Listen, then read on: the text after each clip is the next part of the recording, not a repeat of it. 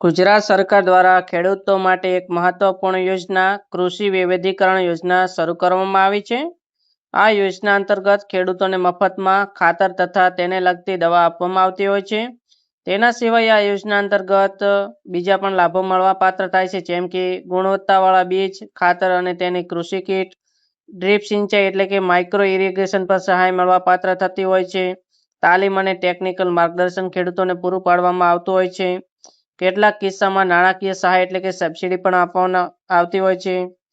યોજનાનો લાભ લેવા માટે તમારી પાસે Aadhaar card, ration card, bank passbook, જાતિનો દાખલો, જમીનના 7/12ના ઉતારા, પાસપોર્ટ સાઇઝના ફોટાની જરૂર પડશે.